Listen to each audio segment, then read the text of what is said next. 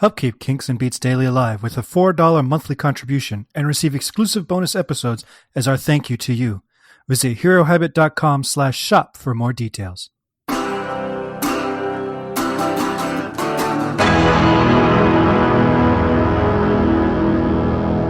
Welcome to Kinks and Beats Daily. I'm your host, Tony Fry. This is episode 173. Goo Goo Jube. Today we are talking about I Am the Walrus by the Beatles. One of my favorite songs, a massively popular tune of theirs, very famous.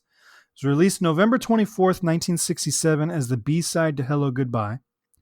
November 27th on the Magical Mystery Tour LP in the United States, and December 8th, 1967 on the Magical Mystery Tour EP in the UK. Magical Mystery Tour, the album, is the only instance of an American release becoming official canon. When the albums were being issued on CD for the first time, Apple opted to release the American version of Mystery Tour, which was a soundtrack to the movie on one side and a collection of singles that weren't on other albums as the B-side. And that became the official Magical Mystery Tour album for the CDs. The English EP that was originally released in 67 only contained the soundtrack side of the American album. And I think it was a double EP, if I'm not mistaken. And so as such, I'm the Walrus has always been an album track in the United States, but was an EP that you had to track down for years in the UK, unless you got an import copy, or obviously it was on the Blue album in 1973. The intent of this song, a lot like Glass Onion, which actually name checks this song, was to confuse scholars who were trying to find deeper meanings in the Beatles' lyrics. For some reason, this really bothered Lennon, and he drew on his experiences with some LSD trips and his love of Lewis Carroll and some old nursery rhymes to craft a lyric that is beyond interpretation. That said, these lyrics that are beyond interpretation still got banned from the BBC because of its reference to knickers. So even when he does a nonsense song, it still gets interpreted and banned. The piece is composed of 3 song fragments that Lennon fused into one. There is the main melody, which is like an English police siren. I am here as you are, he as you are me. That's the one. There's the sitting in an English garden. That's a second song fragment. And then there's sitting on a cornflake, waiting for the van to come, was apparently another third thing that he had floating in his head.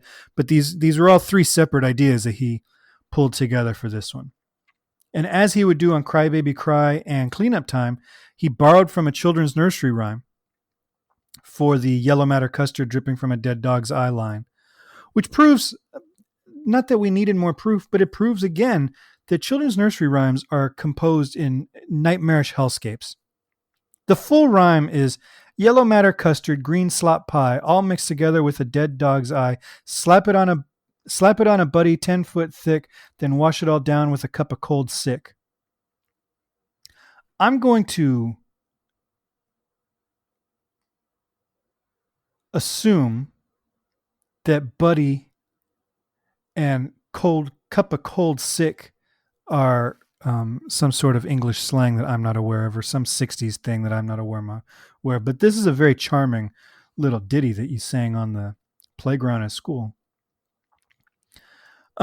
Musically, there's a lot going on, including a massive orchestral overdub, a full choir, a radio broadcast of King Lear. This is really, in a lot of ways, a precursor of what Lennon, Harrison, and Ono would do on Revolution 9 the following year. But this is grounded in a musical song, whereas Revolution 9 is just a sound collage that is orchestrated like a piece of music. This is a piece of music. During the fade out, it's often referenced to contain a shepherd tone. If you do research on shepherd tones, it oftentimes will reference I'm the Walrus as having a famous one. And it's basically an auditory illusion that makes a tone seem to be ascending or descending forever, but it doesn't actually get any higher or lower. And when it's done correctly, the scale simply repeats from where it started, but your ear can't hear the repeat and instead perceives it as a continuous motion that never resolves. So what it does is it takes two tones that are like an octave apart, okay? And they are either ascending or descending. And let's say we're going A to G, okay? Maybe the top strings go A to F and then jump down an octave and then finish up. What happens is the notes that are split by an octave do their jump back down at different times. So maybe the low instrument goes up 2 octaves and then repeats, and the top note goes up 2.5 octaves before it repeats. So this staggered repeating gives the illusion your ear hears it as just one continuous ascension or descension that never gets any higher. So it's a cool little trick. You hear it a ton in horror films because it's a very strange sound, and especially if you stack the shepherd tones into tritones, you have what they call a tritone paradox that is even creepier sounding. I, for one, don't think the Beatles are actually using a shepherd tone as it's intended, but they mimicked it with the violins as the song fades, because the song's done before the strings would have been out of range to keep the ascending scale. And you've also got the descending scale underneath it. So I don't think it's actually a shepherd tone, but if you see that reference, that's what they're talking about, is that constant ascending tone that never seems to reach its endpoint in the high strings. Think of it as an audio version of a barbershop pole. That's the most common way to people describe it. Most of the recording done for this song was like in 3 sessions in September 1967. The first 2 sessions were the band's tracks and John's vocals, and then the third session added the choir and orchestral overdubs. And there were several sessions for mixing and editing and all that kind of stuff, but the bulk of the work was done in 3 sessions, which is pretty incredible. But you got to remember, they were recording a soundtrack and filming the movie. This was the first session that they'd done after Brian Epstein, their manager, had died. And the movie began filming shortly afterwards. So this song started with the standalone session, but eventually the movie sessions and the audio sessions were kind of getting mixed in and all over the place. So there's a lot going on at this point in their career. One cool thing about the harmony of the song, every note of the musical alphabet is utilized, A, B, C, D, E, F, G. And that's not usually the case in a 4-minute pop tune. And all the chords are major, which is even more rare. Beyond that, there's not much to discuss. The chord progression is pretty void of harmonic structure. It just sounds cool. And it's void of harmonic structure because all the chords are major chords or major sevenths. And it's all of them. And you can't really have a song that has an A major, B major, C major, D major, E major, F major, all that, and be in a key. It's a great song, and it went on to be hugely influential. Jeff Lynne, when he formed Electric Light Orchestra, said he wanted to pick up where Am the Walrus left off, which I think would have been in the middle of a shepherd tone. And it's also one of those pieces that, like a lot of the Sgt. Pepper album, you kind of wonder what they could have done if they had better technology, because they were still recording on 4 tracks at this point. So had they had an 8-track at their disposal, what else could have happened? Obviously, the mix and the sound quality would have been improved because they wouldn't have had to condense tracks to do the bouncing and all that, because they've got 20 tracks worth of music on these 4 tracks. But every time you condense it and bounce it down, the quality degrades, you lose control of isolating the instruments and all that kind of stuff. So obviously the sound quality would have been probably improved. But on the flip, the impulse to keep stacking sounds may have overwhelmed the song.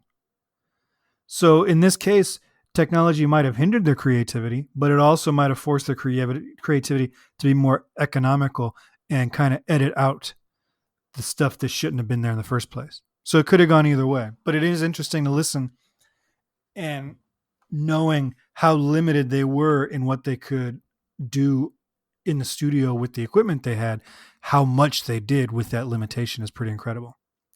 That's I Am the Walrus. Give me a call, 925-494-1739, with your thoughts on this song, your thoughts on another song we've covered, your thoughts on a song we haven't covered yet. I will play all your voicemails on this podcast when it is appropriate to play them. Also, let me know a song that you have changed your opinion on by the Kinks or the Beatles as you've gotten older. You can email me, kinksandbeats@herohabit.com, and you can support the podcast for $4 a month by going to herohabit.com.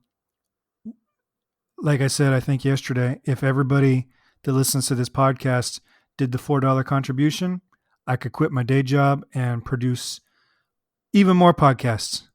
So consider doing that. If you're already doing it, thank you. Your bonus episodes are coming soon. Join our Facebook group. Leave me a 5-star rating review on iTunes. Join my Facebook. So many demands I have of you. I'll stop. Join me tomorrow. Keep downloading. Thank you for listening. Take care.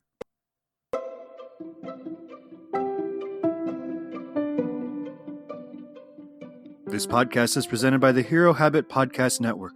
Swing by HeroHabit.com today to comment on this episode and poke around our growing database of sports and pop culture news, reviews, and collectibles. HeroHabit.com. Collect your heroes.